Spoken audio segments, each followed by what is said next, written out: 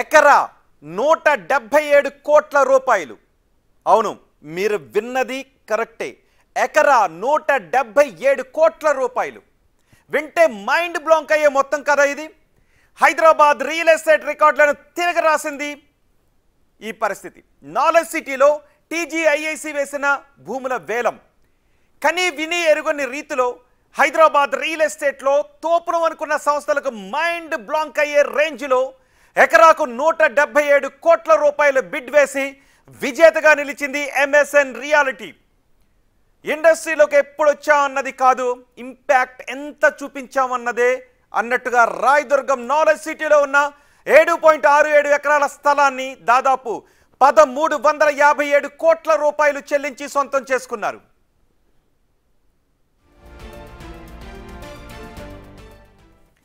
Hyderabad real ఎస్టేట్లో records అన్నీ కూడా బ్రేక్ అయిపోయాయి.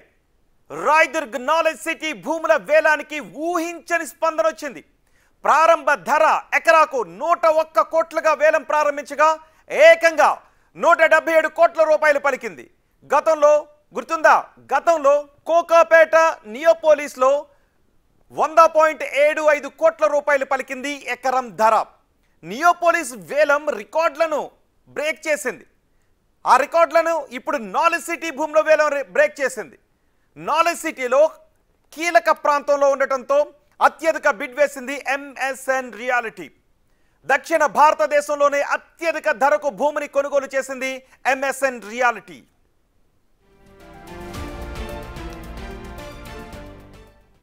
ఇదే అంశంపై ఇప్పుడు మనం చర్చించబోతున్నాం. హైదరాబాద్ రియల్ ఎస్టేట్లోని దేశ రియల్ ఎస్టేట్ చరిత్రలోని ఇది సరికొత్త రికార్డు సృష్టించింది అని చెప్తూ ఉన్నారు. 177 కోట్ల రూపాయలు ఎకరం ధర అంటే మామూలు విషయం కాదు. ఎంఎస్ఎన్ రియాలిటీ 177 కోట్ల రూపాయలకు ఎకరం భూమిని సొంతం చేసుకుంది. ఇదే అంశంపై మనం చర్చించబోతున్నాం. ఈ చర్చలో రియల్ ఎస్టేట్ ఎక్స్పర్ట్ రామేశ్వరరావు గారు మనకు అందుబాటులో ఉన్నారు. రామేశ్వరరావు గారు నమస్తే అండి. నమస్తే అండి. రామేశ్వరరావు గారు, రియల్ ఎస్టేట్ ఏదో స్తబ్దుగా ఉంది అనే మాటలు అక్కడక్కడ మనకి వినిపిస్తూ ఉన్నాయి. కానీ ఇప్పుడు వేలంలో గత రియల్ ఎస్టేట్ రికార్డులను తోసిరాదని బ్రేక్ చేసి ఏకంగా ఊహించని ధర పలికింది హైదరాబాద్లో ఎకరం ధర. ఎలా చూడాలి దీన్ని? ఇది చాలా శుభ పరిణామం అండి. ఎందుకంటే కొంత బయర్స్ కొంత ఇబ్బంది అయినా, ఎందుకంటే గతంలో 100.75 crores అనేది ఎక్కువ అనుకున్నాం. ఇప్పుడు అది నార్మల్ అయిపోయింది. దాన్ని దాటి మనం చూసుకుంటే మీరు రియల్ ఎస్టేట్ కంపెనీలు కంటే ఫార్మా కంపెనీలు, సాఫ్ట్వేర్ కంపెనీలు, రియల్ ఎస్టేట్ అంటే డిమాండ్ పెరుగుతుంది. సోమబాబు గారు చెప్పారు, ఈ ప్రపంచంలో ఎప్పటికీ పెరిగేది పాపులేషన్, ఎప్పటికీ పెరిగేది భూమి. 50 సంవత్సరాల పాపులేషన్, 50 సంవత్సరాల ముందు పాపులేషన్ ఎంత ఉందో ఇప్పుడు ఎంత ఉందో మనకు తెలుసు. అదేవిధంగా భూమి అప్పుడు ఎంత ఉంది, ఇప్పుడు అంతే ఉంది. అంటే మన తాతలు అప్పుడు ఎకరాల్లో కొనుక్కునే వాళ్ళం, మనం గజాల్లో కొంటాం. మన పిల్లలు వచ్చి అడుగులు అలా కిందకి వెళ్ళిపోతుంది. అంటే demand is increasing, supply is reducing. దానివల్ల గ్యాప్ ఎక్కువ ఉంది కాబట్టి ఈ గ్యాప్ ని భర్తీ చేస్తున్నారు. ఇప్పటికి కూడా హైదరాబాద్ లో ఎంటైర్ ఇండియాలో చూసుకుంటే హైదరాబాద్ రియల్ ఎస్టేట్ చీపర్, ఇంత పెరిగినా సరే. ఎందుకంటే మొన్న బాంబేలో ఒక ఆక్షన్ అయింది, 840 కోట్లు ఎకరం కొన్నారు అక్కడ ఆర్బీఐ వాళ్ళు.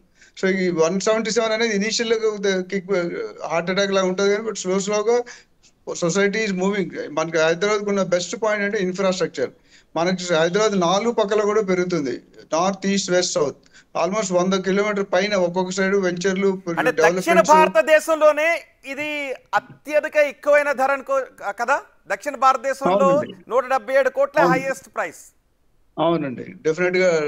అంటే కొద్ది ఇనిషియల్ గా డైజెస్ట్ కాదండి, but the way the state is developing, especially Hyderabad is one of the city which is being looked as a global real estate destiny entire world లోనే.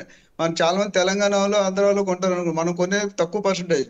Rest of India, rest of world, Malaysia, Singapore, Dubai, US, London, Paris అన్నిట్లో కూడా మన దగ్గర country all NRIs looking at Hyderabad as a global. ఒకసారి 4 city develop అయిందంటే things will be different. This will be one of the best city in the world. అంటే ఇది ఎటువంటి సంకేతాలు ఇచ్చినట్టు? మీరు కూడా ఒక రియల్టర్ గా ఉన్నారు, ఆక్సిజన్ ఫౌండేషన్ నడుపుతూ, ఆక్సిజన్ సంస్థ నడుపుతూ ఉన్నారు. ఇది రియల్ ఎస్టేట్ రంగానికి ఎటువంటి ఊతమిచ్చే ఇన్సిడెంట్ గా చూడాలి, ప్రక్రియగా చూడాలి? అంటే దీన్ని పాజిటివ్ గా చూడొచ్చు, నెగిటివ్ గా చూడొచ్చు. పాజిటివ్ గా చూస్తే buyers will come forward now. ఇంతవరకు 1 year వరకు కొద్దిగా స్లో డౌన్ ఉంది. డమాల్ అనేది ఎప్పుడు అవ్వలేదు, slow down, ups and downs ప్రతి బిజినెస్ కి నార్మల్. కొత్త గవర్నమెంట్ వచ్చే టైం తీసుకుని, బట్ ఇప్పుడు స్లోగా స్టెబిలైజ్ అయ్యి పాలసీలు, ఫైల్స్ క్లియరెన్స్ ఇవన్నీ కూడా అవుతున్నాయి. అంటే పాజిటివ్ ట్రెండే. కానీ ఇమీడియట్ 100 కోట్లు 177 కోట్లు అనేది ఆల్మోస్ట్ 75%, 77% పెరిగినట్టు, విచ్ ఈస్ ఇమీడియట్ కొద్దిగా బాధ అనిపించిన, లాంగ్ లాన్ లో సెటిల్ అవుతుంది, కొద్దిగా సెటిల్ అయ్యి కంటిన్యూ అవుతుంది. అండ్ అంటే more buyers will come. Correct. అంటే ఈ ఇంపాక్ట్ మిగిలిన భూముల ధరలపై కూడా పడే అవకాశం ఉంటుంది. అందరూ కూడా ఇప్పుడు భూమిని కొనుక్కోవటానికి, ప్లాట్లను కొనడానికి ముందుకు ఉత్సాహం చూపించే అవకాశం ఉంటుందేమో, రైట్? డెఫినెట్ గా ఉంటుంది. ఎందుకంటే లాస్ట్ గత 18-19 నెలల్లో ఏ రియల్ ఎస్టేట్ వాళ్ళు రేట్లు పెరగలేదు. What ever the reason is. కానీ ఇప్పుడు మన గవర్నమెంట్ హెచ్ఎండి పరిధి పెంచింది, రేట్లు కూడా పెంచుదాం నోటిఫికేషన్ ఇచ్చారు. Any moment it can increase. ఇప్పుడు ఎవరైనా కొనుక్కోలేదు, ఇన్వెస్టర్స్ ఉన్నారు, బయర్స్ ఉన్నారంటే వెయిట్ చేయకుండా కొనుక్కోవడం మంచిది. ఇంకా ఆగుతుంటే మీటర్ తిరుగుతూనే ఉంటుంది, ఆటోమీటర్ తిరిగినట్టు, స్పీడోమీటర్ తిరిగినట్టు. సో కొనడానికి ఇది రైట్ టైం, అమ్మడానికి రైట్ టైం కాదు, కానీ కొనడానికి డెఫినెట్ గా 120% రైట్ టైం. రైట్. నిజానికి రియల్ ఎస్టేట్ సంస్థలన్నీ ఎంత తక్కువలో కొనుక్కుందాం, ఎంత ఎక్కువకు అమ్ముదాం అనుకుంటూనే చూస్తాయి. సో ఎంఎస్ఎన్ లాంటి సంస్థ 177 కోట్లకు కొనుగోలు చేసింది అంటే హైదరాబాద్ భూముల వాల్యూ ఎంత ఉందో వాళ్ళు బాగా పసిగట్టగలిగారు. అందుకే అంత ధర పెట్టి కొనుగోలు చేశారు అనుకోవాల్సిన అవసరం ఉంటుంది, రైట్? ఎవరు చారిటీ బిజినెస్ చేయరండి. 10 రూపాయలు పెడితే 2 రూపాయలు 3 రూపాయలు రావాలనుకుంటాం మనం రియల్ ఎస్టేట్ లో. పెట్టుబడి పెట్టేది దేనికి? ఇప్పుడు అన్నింటిలో స్టాక్ మార్కెట్ కానీ, గోల్డ్ మార్కెట్ కానీ, రియల్ ఎస్టేట్ చూసుకుంటే మీరు నిద్రపోతున్నాడు కూడా మీ ఆస్తులు లిఫ్ట్ అయితే రియల్ ఎస్టేట్, అవునా? అవును. సో దాన్ని బట్టి చూసుకుంటే రియల్ ఎస్టేట్ లో పెట్టినట్టు ఎవరు పాడవలేదు. అంటే లీగల్ ప్రాపర్టీ, క్లియర్ ప్రాపర్టీ లేకపోతే తప్ప, క్లియర్ ప్రాపర్టీ కొనుక్కుంటే 5 years లో డబుల్ అవుతుంది, 10 years లో 4-5 times అవుతుంది, ఇంకా పెరుగుతూనే ఉంది. గత 10 సంవత్సరాలు ఎలా పెరిగిందో చూసాం, ఇప్పుడు ఎలా కంటిన్యూ ఉంది. కానీ ఎక్కడ ఎవరు ఏ బిల్డర్ కూడా సేల్స్ లేదు, తగ్గించారు రేట్లు, ఎవరు తగ్గిలేదు, అట్లానే పెంచలేదు. ఇప్పుడు ఈ 177 అనేది అలారం మాట. అప్కమింగ్ డెవలపర్స్ కానీ, బిల్డర్స్ కానీ, బయర్స్ ఉంటే వాళ్ళకి బయర్ బిల్డర్ రేట్ పెరిగితే బయర్ ఆటోమేటిక్ రేట్ పెరిగిపోతుంది. ఈ cost of construction, cost of production ఎక్కువ అవుతుంది కదా. 100 కోట్లు 177 crores. So which is 77% higher, 76-77%. So it's giving. అంటే ఇప్పుడు కొనుక్కునే వాళ్ళు తొందరపడతారు, ఆటోమేటిక్ హరీప్ అవుతారు. అవును. అంటే ఎలా సాధ్యమైంది అనుకోవచ్చు? మన కోకాపేటలో చూస్తే 100 కోట్ల రూపాయలకి భూమి ధర పలికినప్పుడు అందరూ అక్కడికి వెళ్ళి చూసారు, ఇదే 100 కోట్ల రూపాయలు పలికిన స్థలం అని. మీడియా అంతా అక్కడ ఫోకస్ చేసింది. ఇప్పుడు దాన్ని తోసిరాజన్ 177 కోట్ల రూపాయలు. అంటే ఇది చాలా పాయింట్స్ మీద ఉంటుందండి. యుఎస్ కండిషన్, ట్రంప్ వచ్చాక చాలా మారాయి, కొత్త సీఎం వచ్చాక చాలా మారుతాయి. డెవలప్మెంట్ దిశగా వెళ్ళిపోతున్నారు. అంటే పాజిటివ్ వేలో పోతున్నాం మనం, ఎక్కడ కూడా స్లో డౌన్ అవ్వట్లేదు. ఒక ఇనీషియల్ గా ఎప్పుడైనా ఎలక్షన్ అయినప్పుడు, ఎలక్షన్ 3 నెలల ముందు 3 నెలల తర్వాత అనేది స్లో డౌన్ అవుతుంది. జనాలు wait and watch, cash movement ఉంటుంది కాబట్టి. ఇప్పుడు దీన్ని తీసుకుంటే డెఫినెట్ గా ఇది బెంచ్ మార్క్ అయిపోతుంది. కొన్ని 100 కోట్లప్పుడు అందరూ డైజెస్ట్ కాలేదు, బట్ ఇప్పుడు ఎవరు మాట్లాడలేదు కదా దాని గురించి. Nobody is talking. So definite గా కొత్త పాలసీ ఇచ్చారంటే, మీరు గుర్తుంటే చంద్రబాబు గారు బయోమెట్రిక్ సిస్టమ్ పెట్టారు, అప్పుడు అందరూ ఎగ్నెస్ట్ అయ్యారు. ఇప్పుడు అందరూ ఫాలో అవుతున్నారుగా. అవును. రామేశ్వర గారు కరెక్ట్, చెప్పండి. ఇప్పుడు ఏంటంటే ఈ రియల్ ఎస్టేట్ పెరిగి ఓవరాల్ గా జీడిపి, ఎకానమీ వస్తాయి, ఇండస్ట్రీలు వస్తాయి, ఎంప్లాయ్మెంట్, శాలరీ, ఇవన్నీ బయింగ్ కెపాసిటీ పెరుగుతున్నాయి. సో ఇప్పుడు అన్రీజనబుల్ అనిపించిన కొన్ని రోజులు అయిన తర్వాత అది రీజనబుల్ అయిపోయింది. ఒకప్పుడు కుక్కటిపల్లిలో 200-2,000 రూపాయలు అంటే ఎవరు కొనేవారు కాదు, ఇప్పుడు అయితే 2 లక్షలు అమ్ముతున్నారు. అవును. గతంలో కూడా ఈ భూమిని చూసి కొనుక్కుందాం అంటే అప్పటికప్పుడు ఎక్కువనో లేదంటే ఇంకా తగ్గుద్దని అనుకునేవారు. అలా అనుకున్న వాళ్ళు కనీసం అయ్యో అప్పుడు కొనుక్కుంటే బాగున్ను అని ఇప్పుడు బాధపడుతున్న పరిస్థితులే కనబడుతున్నాయి. రాబోయే రోజుల్లో కూడా నేను దాదాపు 5,000 వీడియోస్ మాట్లాడాను డిఫరెంట్ ఛానల్స్ లో. మురళీమోహన్ గారు గూగుల్ ఆఫీస్ దగ్గర జైబేరి ఎన్క్లేవ్ అని ఒక లేఅవుట్ వేసారు 1990s లో. 750 రూపాయలు గజం కమ్మారు. ఇప్పుడు ఎంత తెలుసా? 2,50,000, 3 లక్షల రూపాయలు అవుతుంది అక్కడ. వైజాగ్ లో నేను 12 రూపాయలు 1977 లో కొన్నాను, ఈ రోజు 1,50,000 అయింది. 12 రూపాయలు కొన్నది. సో రియల్ ఎస్టేట్ లో ఎప్పుడు ముందు ఏం చేయగానే వెనకడుగు చాలా తక్కువ కేసులో 99% ముందడిగా ఉంటుంది. కరెక్ట్ ప్రాపర్టీ కొనుక్కుంటే ఆ హ్యాపీగా కొని నిద్రపోవచ్చు, ఆటోమేటిక్ పెరిగిపోతుంది. ఈ రోజు 177, రేపు 250 crores అయినా మనం అదే విధంగా ఉంటాం. ఇదే కొనడం అయితే ఆపేరు కదా. రోటీ, కపడా, మకాన్, తిండి, బట్ట, గుడి లేకుంటే ఎవరు, అందులో మన 33% మందే ఉంది. ఒకప్పుడు అగ్రికల్చర్ మీద ఇన్కమ్ వచ్చేది, pharma, medical, computers, electronics, IT. ఇప్పుడు లేటెస్ట్ ఏముందంటే అతి తక్కువ టైంలో ఎక్కువ సంపాదించాలి నిజాయితీగా అంటే రియల్ ఎస్టేట్.